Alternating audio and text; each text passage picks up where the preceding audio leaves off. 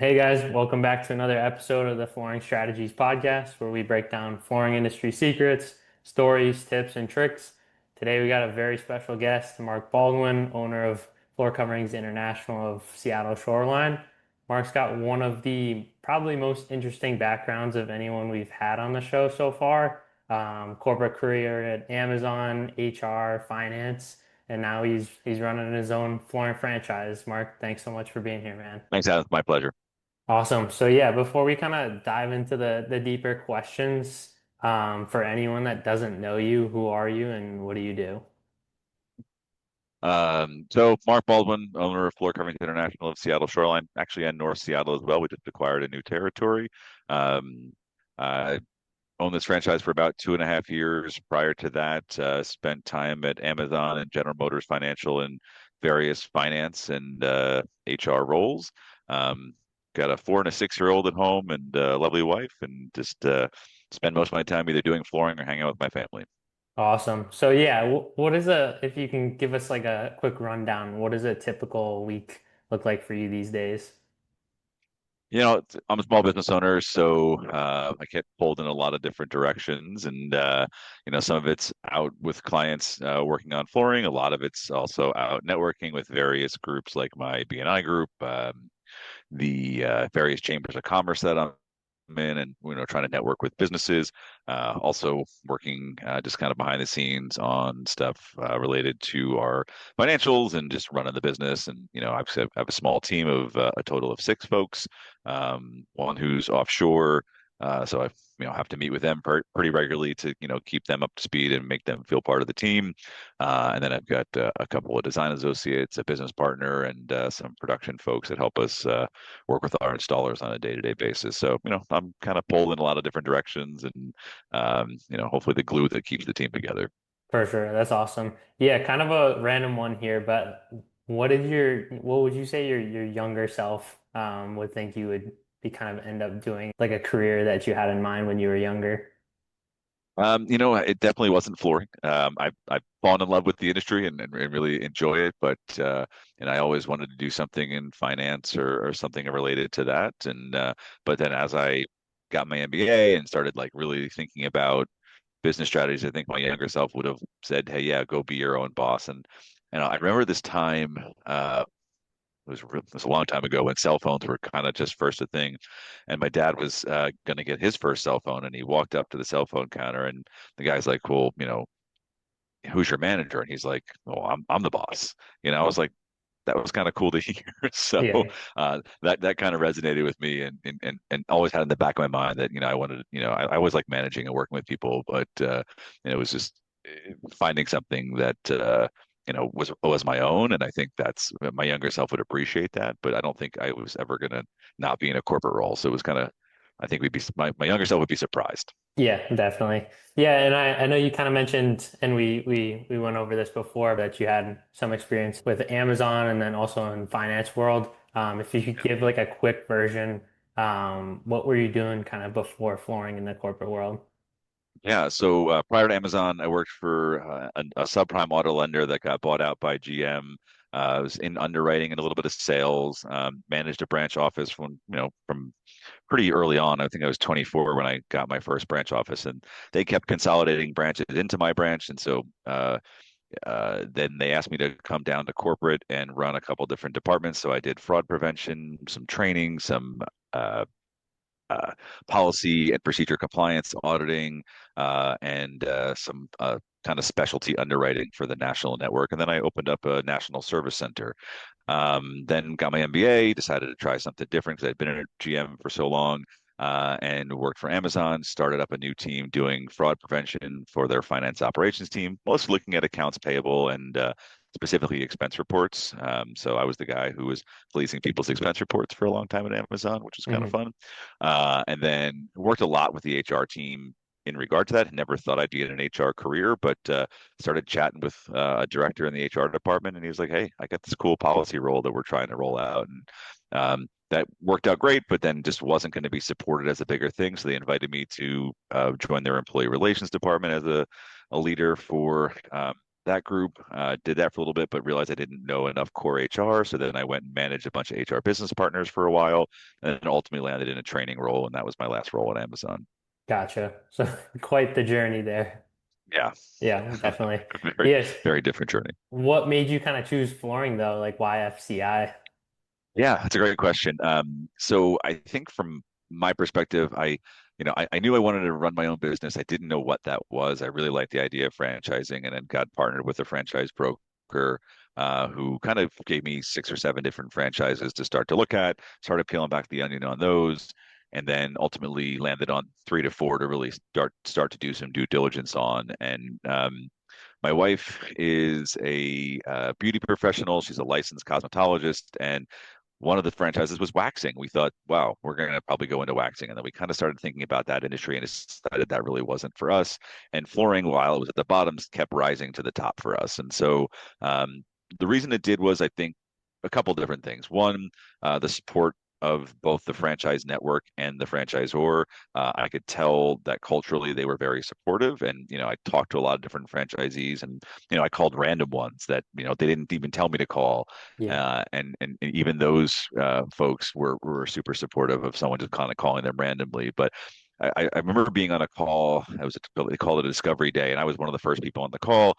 And the corporate team was just talking about that had gone bowling the night before, and with some other new franchisees, and just like listening to them talk about that experience. And I could tell that they were really vested in the success of their franchise network. And so just, this little kind of off the cuff moment just showed me that they're going to provide a ton of support, and they continue to do that today. So that's really what drew me to this franchise. And then ultimately, I think the mobile showroom that we have is a unique product offering, and coming from pretty big customer service companies, wanting Mhm. to partner with someone who has such a great reputation as far as customer experience goes is what kind of ultimately led me here. Definitely. Yeah, and I definitely want to touch on the mobile showroom a little later, but when you made that kind of leap of faith, what was that like transition like going from a big corporate company to running your own business? Yeah, I mean, obviously having to start from scratch is really unique, and kind of build processes. And I've done a little bit of that in my career, where starting new departments, so it felt somewhat comfortable, but also, you know, having to understand the budget and the P&L completely by myself, and start with just me and an office manager, and try to figure everything out on our own. With support of corporate and my co-op and other franchisees was there, but I wouldn't say it was scary, but I would say it was definitely something where I was like really focusing on a lot of different details, and Yeah. just kind of putting my head down and trying to figure it all out. So, Was there ever a moment like early on where you thought like, what did I get myself into? oh, for sure, yeah. Yeah. Yeah, when you're first looking at you got payroll to make, and you got vendors to pay, and you're like, oh my God, where's that money going to come from? I mean, you certainly doubt yourself sometimes. So, Yeah. Would you say so kind of going back to your corporate experience as well, you got a pretty like diverse background in that. Has any of that experience, especially like the HR experience, surprised you and how helpful it's been like running the business?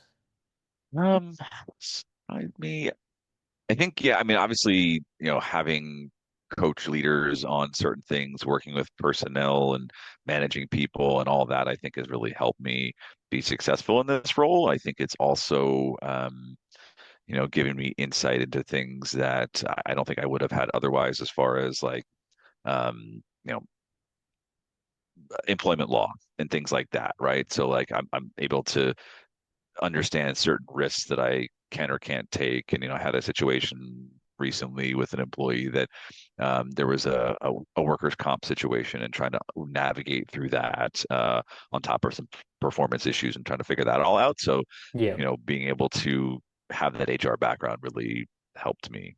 Yeah. Has there been like a biggest lesson that like corporate life or that HR has kind of taught you that still applies kind of every day for you?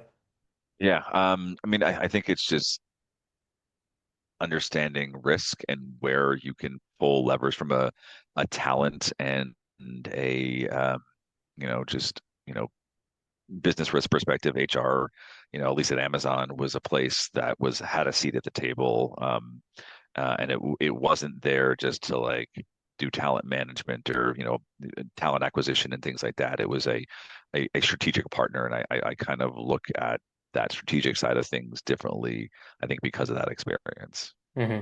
Was there anything that you kind of had to like completely relearn or learn from scratch other than like the I guess hard concrete things that had to do with the business?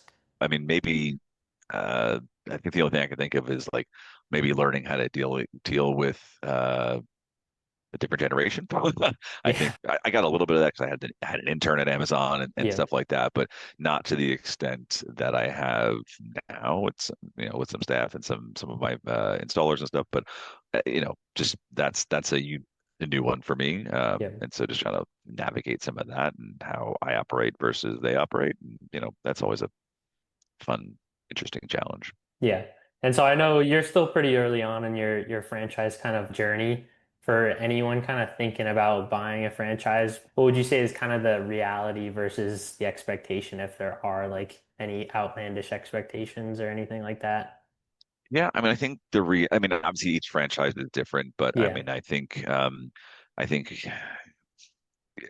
everyone wants you to go spend money on something, and I think the big focus is really controlling that early on. That's definitely a hard lesson that I learned, when I'm, maybe had to borrow some more money or something, and kind of thinking about that. But it's really having. I mean, I had a business plan, but maybe trying to stay a little closer to it and really thinking about my spend on marketing and a few other areas where maybe I could have made quicker reactions to things and changed spending activities earlier on to maybe realize where that money was going and to spending more time in that realm. I think that's my biggest thing is like it's easy to just get caught up in the day to day and go try to sell, but you also need to go look at your bottom line and where money is going out the door and where you may need to make tweaks early on. And you know, it's a constant cycle, but it's at a different scale now, but it's still something that's always a challenge, but I'm at least a little more able to deal with it. For sure. So what would you say is kind of like the hardest part that nobody talks about? Is it more of like that P&L kind of zooming out to the bigger picture, or is it? Yeah, it's getting out of the weeds. The hardest thing is time management and knowing how to prioritize and what to prioritize. And it's a constant daily battle because there's a constant question. I mean, right before this call, I you know got a phone call. Hey, I need to deal with this, and I'm like, you have to wait 30 minutes, Yeah, and so it's just getting constantly pulled in different directions and how you manage that, how you prioritize your time and efforts, and that's always a challenge in a small business, but it gets better over time as you start to figure out where to spend that time best. yeah, definitely. And kind of going back to when you were choosing like a certain business venture when you were looking at other franchises, what were you seeing was kind of like the biggest advantages of the franchise model versus like going for like a fully independent kind of venture? Yeah, I mean, obviously, I could go into something I knew nothing about and be trained on it, right? I think, and having systems and processes already in place, but also other people to lean on.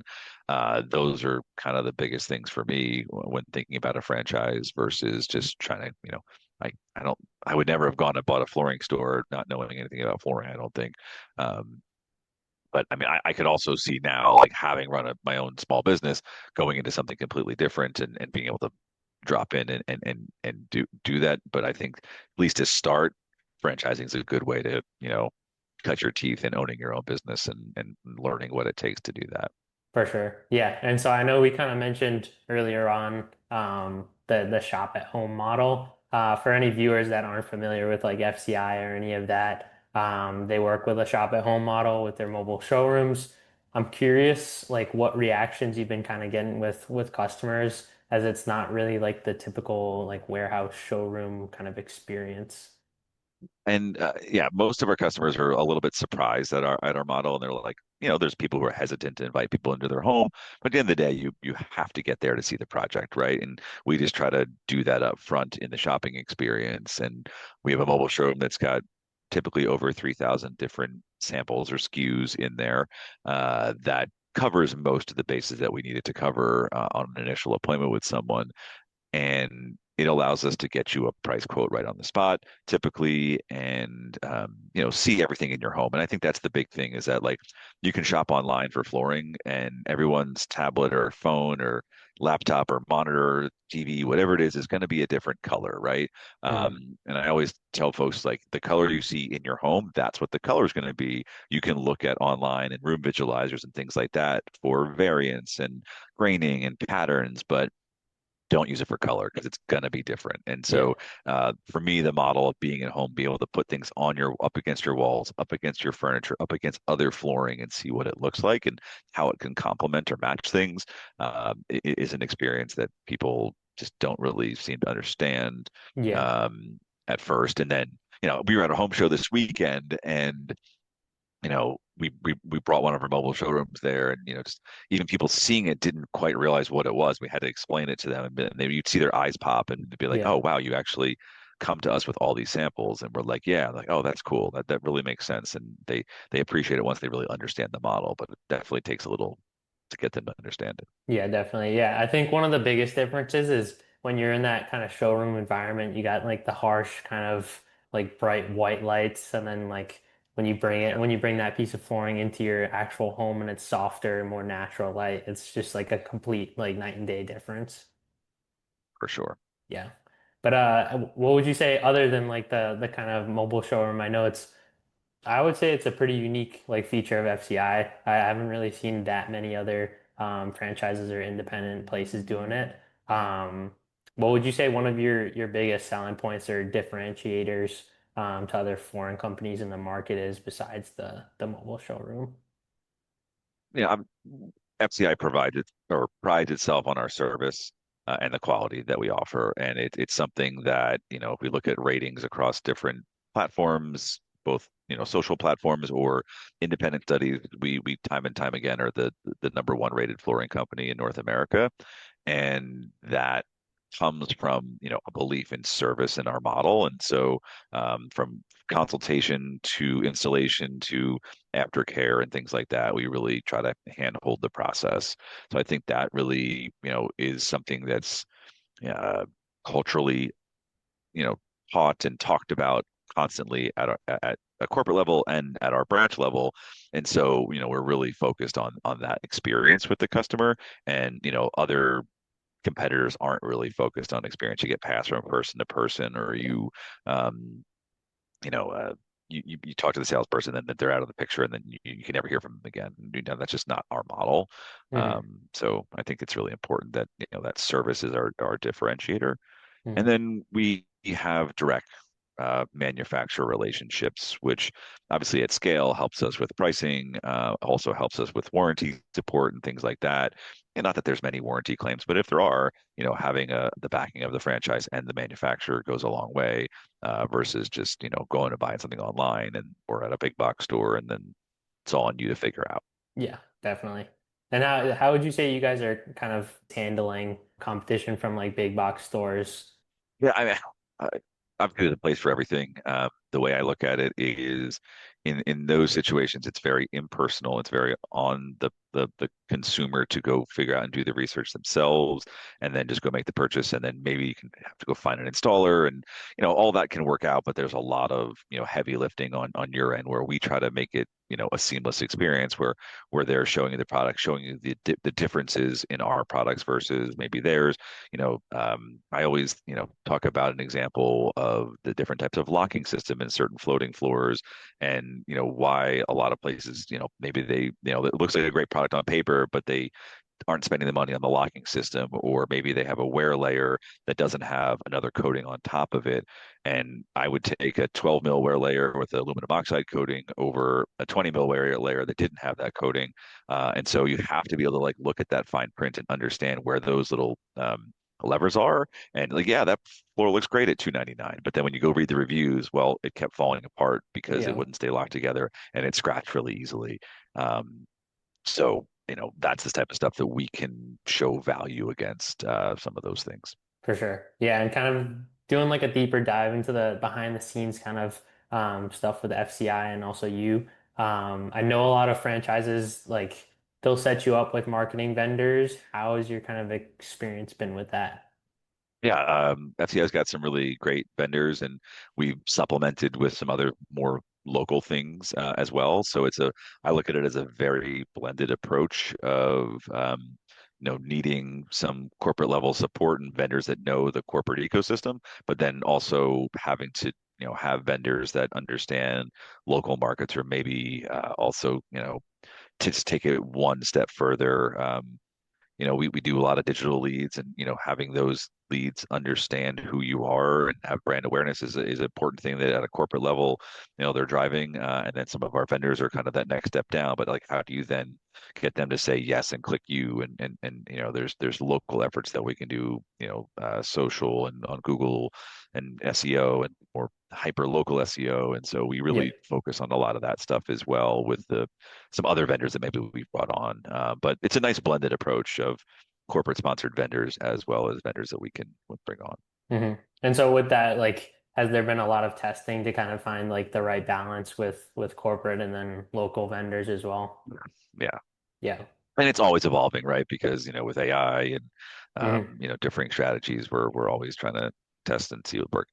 We don't do a lot of print media, but that's something that, like, maybe that's another test that we need to do. I'm not a huge believer in sending postcards out to people and thinking that's Yeah. going to get people to give us leads, but I know there's some brand awareness there, and maybe that's something else we need to think about trying. And we've done some, little print magazine things here and there, but never really a good focused approach on it. So there's some opportunity there to try some different things that even corporate says would be a good idea. Just I know I'm the kind of guy who gets that Valpak thing in the mail and just Just tosses it and doesn't tosses look it. at it. Yeah, but I know there's obviously there's a purpose to that, and there's the right model that may be a little bit different, or maybe a little more specific that you can dial in better. So I'm always looking for new things. hmm Yeah, and then kind of on the brand awareness side of things, hasn't social media kind of played a big role in that, or what are you guys kind of doing for that right A now? little bit. I mean, we've definitely tried some different social things, and we're continually evolving that. I'd like to put more evergreen content out there. I think there's some really fun things that we could do. It's just about finding the time to do it. hmm We're also part of a co-op here, so we're talking about some strategies of co-op that we can do. But I'm social's been a small piece of that brand awareness campaign. We've been more boots on the ground, sponsoring local baseball team or a choir, a band, or a chorus, or doing sponsoring a 5K, or there's various little festivals around the area. So maybe set up a tent there and do stuff like that. We work with the actual a tool library. That's kind of a cool concept that we sponsor as well, and they have some events that we're going to be doing, home shows, things like that. Yeah, So I really appreciate the boots on the ground sort of approach to getting your brand out there, and you know, that's a big push for us, and has always has been, and will continue to be. definitely. Yeah, and have you seen like I know a lot of guys I talk to, the kind of conventions and home shows are pretty massive and pretty lucrative sometimes. Have you seen kind of similar results for that? Well, it's somewhat hit and miss. I mean, I've had some that have been amazing, and we just had two this year that one wrapped up yesterday, and just didn't see the results that I was hoping for compared to prior years. So but I know it's a good brand awareness thing. A lot of people took a business card or took some information, but it didn't yield the appointment results that I really strive for during those. But at the end of the day, we also recognize it's a brand awareness thing, and Yeah. so we hope that continues to build for us. Yeah, definitely. Yeah, a lot of the strategies that I see these guys using are like getting like the initial brand awareness out with like the home shows or just kind of postcards, flyers, that kind of stuff. And then they'll have like retargeting campaigns with whether it's email, phone calls, outbound stuff. Yeah. But kind of zooming back out, what would you say? I know this is kind of a loaded question, but what would you say the best piece of advice you've gotten from the business kind of side you've ever received? Good question. It's a pretty tactical thing, but it kind of goes into um, how you manage your day-to-day P&L, and protecting your margins, because we are, well, while we're not the most premium brand. We do provide a premium experience, and so I think there's a lot of value, and people will spend more money with you when you provide that level of experience. And it's easy to go, oh yeah, I'll go match that price, but at the end of the day, do you really want to do that? And it's really protecting yourself for the value that you're actually worth, for the time, the effort, and the experience that you're going to provide. And I think the biggest advice was kind of protecting that at all costs. And it's easy to just commoditize this business. Um, but sometimes you really have to look back and say, well, what are we doing that's differently, and how are we differentiating ourselves? And are people willing to, spend the money on that? And the answer is generally yes. Now, not every lead is like that, but Yeah. if you can show your value and the service that you can provide, then you should be able to command some premium over other people who maybe are just out there to sell you and just get in out of your house. That's not the experience that we want to provide, and Yeah, for hopefully sure. people pay for that. Yeah. Um, is there anything you kind of wish you knew before getting into this business? Um, I think I touched on it a little bit earlier, but it's just about having that plan, and but being more nimble to say, okay, you know what, I'm spending too much in this space. It's not yielding results. We need to make a change earlier before you start to say like, oh gosh, I need to go borrow some money or something. Like if you can see that ahead of time more and be more protective of your cash flow up front, especially when you're first starting. And I do a lot of validation calls for the franchise, and I believe in this franchise, so I do a lot of calls with prospective franchisees, and that's the advice that I give them. Hmm. Yeah. Everyone asks So, me that question, yeah, so yeah, it's pretty easy to yeah, talk through it for personal experience. yeah. And so I know you just said that you kind of talk with prospective people that are looking to get into the franchise. Um, if someone's kind of thinking of making that leap from corporate to owning a business, what would you kind of tell them? Yeah, make sure you're well capitalized. Make sure you have a business plan. Make sure that you've explored and talked to people outside of what maybe corporates offer you. Not that corporates trying to dupe you, but of course they're going to talk to franchises that they know would be a good person to talk to. But you also want to do your own due diligence, and make sure you're talking to people outside that. And franchise disclosure agreements list all people that you can talk to in there, and so it gives you access to a lot of different people that most people wouldn't think to call. And I would recommend calling people that are it's a little bit of a cold call, but I think it's really valuable to kind of catch someone off guard and say, oh, you weren't expecting my call, but I want to talk about your franchise, and Yeah, you get here's what I'm the working with raw at corporate. reality. Yeah. Yeah, definitely. And then I know, so kind of coming from corporate into that big flooring industry, what are kind of have you seen any stereotypes about the flooring industry that are just blatantly wrong that you kind of figured out? Yeah, but I think, some of it again, like, is that people do believe it's just a commodity and it's not a service. And I think it's easy to get caught in that. But I think that's kind of and people don't have a good experience with contractors and stuff. And a lot of Yeah, times it's because they've just gone and taken the cheapest price. So they found someone who can install it for them, but are they bonded? Are they insured? And stuff like that. So there's a lot of, things out there that are easy to screw up, and people can kind of sort of think the industry is trying to screw people when yeah, in reality it's not. It's you just have to find the right people that are out there trying to with your best interest in mind. definitely. Yeah, and then kind of zooming out again, like looking more towards the future, where do you kind of see the flooring industry going in the next couple of years? Yeah, I think a couple things that we're seeing here from a trend perspective. I think uh, laminates are making a push again, as think locking systems have gotten better. As there's more waterproofing materials. In laminate, before you put a drop of water on laminate, it would just swell up, and that's not really the case anymore. I mean, I can think of countless stories where I've seen water intrusion on laminate. That new laminate, and it's actually held up very well. So I think there's going to be a continued push away from some LVPs, or at least some of the thinner LVPs. I also think, at least in our area, there's a loose lay flooring, that's a it can be laid down without gluing down, but it's a thicker version of a glue down. I see a lot of trend toward that, especially in homes that have leveling issues and things like that, where people, don't want to spend a ton of money leveling their floor, and to properly put a floating floor, and you get a very pretty tight tolerance there.